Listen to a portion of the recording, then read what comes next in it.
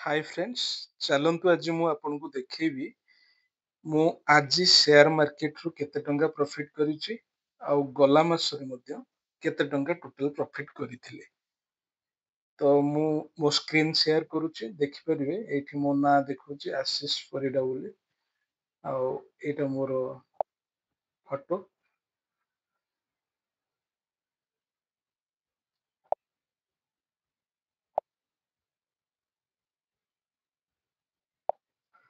सो अपन देखि पड़थिबे मोर जो चेकलिस्ट अछि आशीष लाइकिंग्स बोली लिखा ହେଇछि।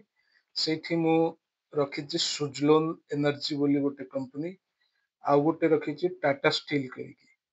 तो आपण देखिबे जदि एबे मार्केट जदि टिके डाउन अछि यूएसए जो अमेरिका रो जो 50% टैक्स इम्पोजिशन ହେଇछि तो स्टिल मु आज केते टंका प्रॉफिट करछि मु सेटा देखुछि। जेहेतु आपण जानिछन्ती कि मोर ऑलरेडी आज होछि ट्यूसडे ट्यूसडे आ मोर ऑफिस अछि तो मु बेसी टाइम देई परलेनी।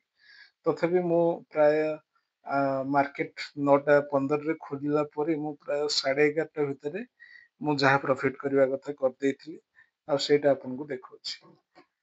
तो आपण जेमति देखिबे जे सुजलोन एनर्जी एटा गोटे सोलार एनर्जी बेस्ड कंपनी। तो मु मोर पोर्टफोलियो को जाउछि, एटा होल्डिंग्स आपण देखि परिबे जेमति दीटा कलम अछि, गोटे होछि इन्वेस्टेड आ गोटे होछि करेंट। करेंट इन्वेस्टेड मीन्स मु एति टंका इन्वेस्ट करथिली 1,69,055 टंका और तार करेंट वैल्यू अछि 1,90,290 टंका और मोर ट्रेडिंग टा लॉस रे चलिछि 8,765 टंका। तो जेहेतु एटा को मु डिलीवरी बा होल्ड करिछि तो जेतेबेले मार्केट रेज करिवो बा टिके मो किनिथिबा प्राइस ठारो मार्केट ऊपर बुझिबो से समय रे मु ताको सेल आउट करिवि। किंतु मु आपन देखौछि आजिरो इंट्राडे। तो इंट्राडे रे मु आज केते कोन प्रॉफिट कली सेटा देखौछि। आपन जदि देखि पड़थिबे गोटे अछि होल्डिंग्स जोटा मु होल्ड करछि आ गोटे होछि पोजीशंस माने जहा मु आजिरो डिलीवरी ହେଇछि, आजिरो जहा sell out buy purchase or sold out करिछि सेटार लिस्ट देखौछि। तो जेमति अपन देखिबे total P and L means profit and loss. तो प्लस रे अछि और ग्रीन रे अछि दैट मीन्स मु प्रॉफिट करिछि और से प्रॉफिट अमाउंट होछि 4,507 टंका।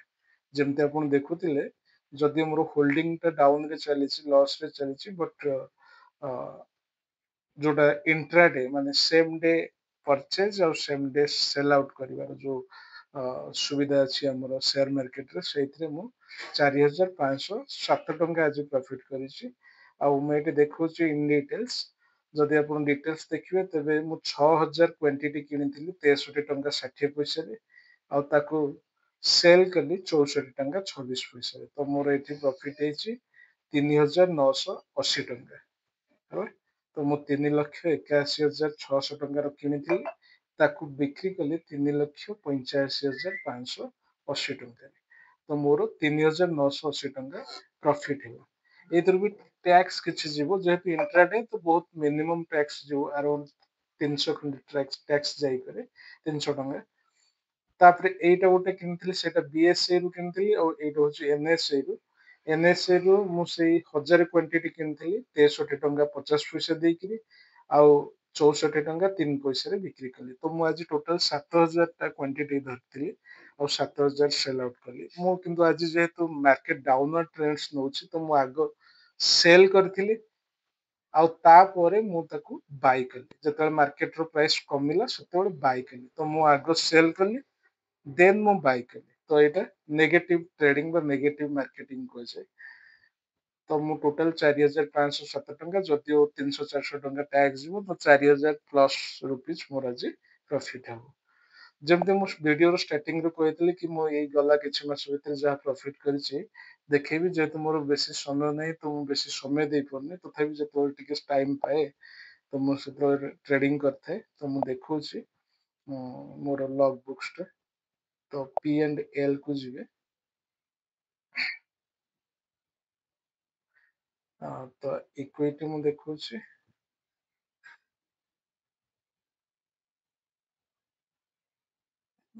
सपोज मु एठी चूज करूछि करंट फाइनेंशियल ईयर। ତ ଆପଣ ଦେଖିପାରୁଥିବେ ରିଅଲାଇଜ୍ଡ ପି ଆଣ୍ଡ ଏଲ୍ ଯୋଉଟା ଦେଇଛି realised profit and loss is plus 55,130 ଟଙ୍କା। ଆଉ ଯେମିତି ଏବେ ଦେଖୁଛନ୍ତି 9,000 ଟଙ୍କା ଡାଉନ ରେ ଚାଲିଛି, ତ ସେଇଟା ଅନରିଅଲାଇଜ୍ଡ ଦେଖଉଛି, ମାନେ ଏପର୍ଯ୍ୟନ୍ତ ମୋ ଆକାଉଣ୍ଟରୁ ପଇସା କଟି ନାହିଁ। ଯେତେବେଳେ ମୁଁ ତାକୁ ଲସ୍ ରେ ସେଲ୍ କରିଦେବି ତ ସେତେବେଳେ ମୋ ଆକାଉଣ୍ଟରୁ କଟିଯିବ ପଇସା, କିମ୍ବା ଯଦି ମୁଁ ପ୍ରଫିଟ୍ କଲି ତ ଏଇଟା ପ୍ଲସ୍ ଦେଖେଇବ। ତ ମୁଁ ଆପଣ ଯେମିତି ଦେଖୁଥିଲେ 55,000 ଟଙ୍କା ହେଇଗଲା କିଛି ମାସ ଭିତରେ ବା ଗୋଟେ ମାସ ଭିତରେ ମୁଁ ଗେନ୍ କରିଛି। ଆଉ 9,000 ଟଙ୍କା ଏବେ ହୋଲ୍ଡିଂ ରେ ଲସ୍ ରେ ଚାଲିଛି। ଆଉ ଯଦି ଦେଖିବେ ସୁଜଲୋନ ଏନର୍ଜି ଯୋଉଟା ଆପଣ ଦେଖୁଥିଲି, ସେଥିରୁ କେବଳ ମୁଁ 47,912 ଟଙ୍କା ପ୍ରଫିଟ୍ କରିଛି। ଆଉ ଟାଟା ଷ୍ଟିଲ ରୁ ଆରାଉଣ୍ଡ 7,000 ଟଙ୍କା ମୁଁ ପ୍ରଫିଟ୍ କରିଛି। ତ ମୁଁ ନର୍ମାଲି କୋଉ ଷ୍ଟ୍ରାଟେଜି ଫଲୋ କରେ, ମୁଁ ଗୋଟେ ଷ୍ଟକ୍ କୁ ବା ଗୋଟେ ଷ୍ଟକ୍ କୁ ମୁଁ ଟାର୍ଗେଟ କରେ, ଆଉ ତାର ଷ୍ଟକ୍ ର ପ୍ୟାଟର୍ନ ମୁଁ କିଛି ଦିନ ଷ୍ଟଡି କଲା ପରେ ସେଇ ଅନୁସାରେ ମୁଁ କିଣା ବିକା କରିଥାଏ। ତ ଏବେ ମୁଁ ଯେମିତି ସୁଜଲୋନ ଏନର୍ଜି ଉପରେ ଫୋକସ କରୁଛି, ତାର ପ୍ୟାଟର୍ନ ମତେ ଜାଣିଗଲାଣି। ତ ମୁଁ ଯେତେବେଳେ ଦେଖୁଛି ମାର୍କେଟ ବଢିବାର ଅଛି ତ ସେତେବେଳେ କିଣୁଛି ମାର୍କେଟ, ବଟ୍ ସବୁବେଳେ ଯେ ସେ ପ୍ୟାଟର୍ନ ଷ୍ଟିକ୍ କରିବ ସେମିତି ମାନେ ନାହିଁ। ଯେମିତି ଆପଣ ଦେଖୁଥିଲେ ଆମର ଡେଲିଭରିରେ 9,000 ଟଙ୍କା ଲସ୍ ରେ ଚାଲିଛି। ତ ବେଳେ ବେଳେ ପ୍ୟାଟର୍ନ ଅପଡାଉନ ହବ, ବଟ୍ ସେଇଟାକୁ ଆପଣଙ୍କ ପାଖରେ ଏନଫ୍ କ୍ୟାଶ୍ ଥିବା ଦରକାର, ଯାହା ଦ୍ୱାରା କି ଆପଣ ହୋଲ୍ଡ କରିପାରିବେ। ଯଦି ଆପଣ କ୍ୟାଶ୍ ନଥିବ ଇଣ୍ଟ୍ରାଡେ ରେ ଆପଣଙ୍କ ଲିମିଟ ଠାରୁ ଅଧିକା ଟଙ୍କାର ପରଚେସ୍ କରିଥିବେ, ହୋଲ୍ଡ କରିପାରିବେନି, ତ ଡେଫିନେଟଲି ଆପଣଙ୍କୁ ଲସ୍ କରିବା ପାଇଁ ପଡିବ। ତେଣୁ ମୁଁ ସଜେଷ୍ଟ କରିବି ସବୁବେଳେ ଡେଲିଭରି ଟ୍ରେଡିଂ କରନ୍ତୁ।